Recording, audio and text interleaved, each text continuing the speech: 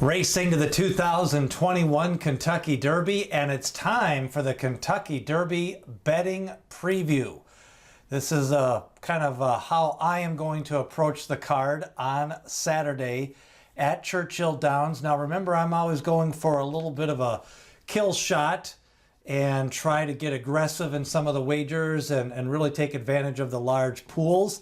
These are just some of the ways I'm looking at these races. As you do your own handicapping, maybe you can include a horse, take a second look at a horse that I've got.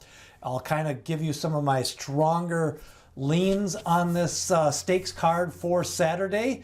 And hopefully everybody has a good Saturday of betting. I will be doing some live videos on Saturday and Friday for the Oaks card as we look at some of the odds, and then a preview of the Oaks Derby double bets that I'll be placing on Friday afternoon. But let's dive into the card, starting off with the Distaff Turf Mile. This is probably one of my least solid opinions on the card. I thought this was a wide open race. Sometimes in a wide open race, I kind of want to lean more towards on the favorite, not get too involved in all the analysis. So I'm going to go with New York Girl as my top selection. I think she is sitting on a big effort here. And, really with nobody else, I don't really have any additional information to add. I kind of just want to lean towards the proven form of New York Girl.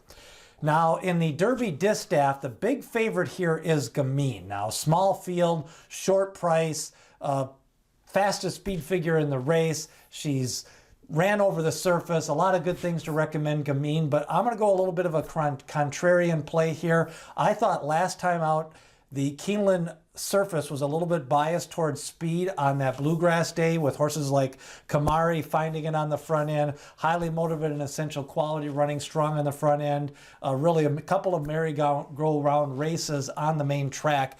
I think Bell's the One was up against it pace-wise and race flow-wise. So I want to take a stab with her and put her on a couple of daily double tickets, a couple pick three tickets, and maybe even some other type wagers. I just think Bell's the One is going to provide a little bit more value than the easy single Gamine. Now, when you look at the Pat Day Mile, my lean on this race is Prevalence. This is my best bet of the day. I think you're going to throw out that Wood Memorial. He was asking a lot going from that allowance win. His 7 furlong maiden win was still one of the top 5 maiden wins of this crop. And I'm going to lean on him because I think if you start spreading way too thin in a race like this, then you're just going to end up with not a lot of coverage in some of the other races.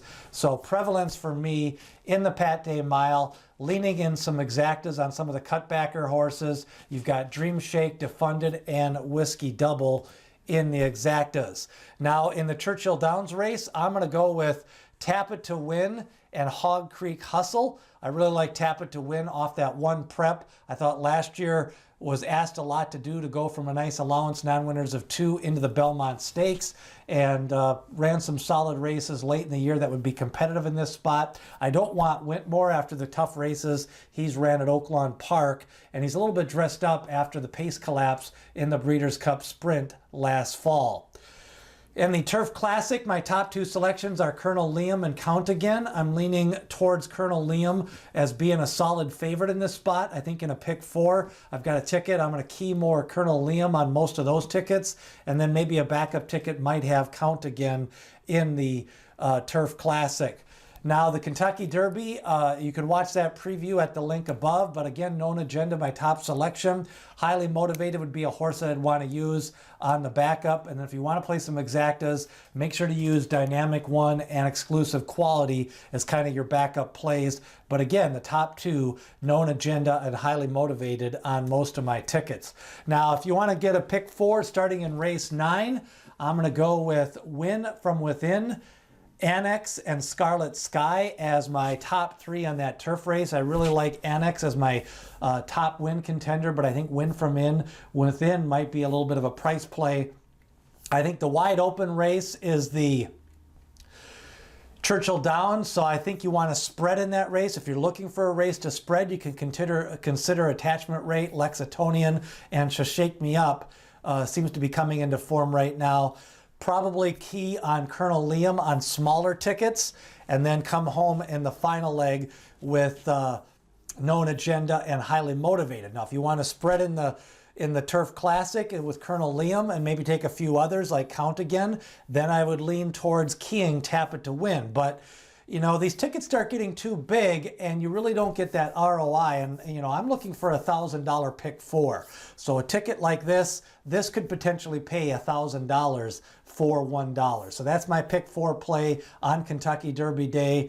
Again, lots of opinions, but my best bet of the day is going to be Prevalence in that Pat Day Mile. I like Annex in that turf race, and then again I'm going to lean a little bit more towards Colonel Liam on some tickets in the turf race, and then others I'm going to lean towards Tap It to Win. But all my tickets I want to come home with Known Agenda and Highly Motivated. That's a look at the Kentucky Derby Day betting menu from Churchill Downs. Remember, hit subscribe, ring that bell, smash that like button. It's going to be an exciting day of wagering. Over $150 million being bet on that Churchill Downs card. Hopefully you can bring home your share of the winnings.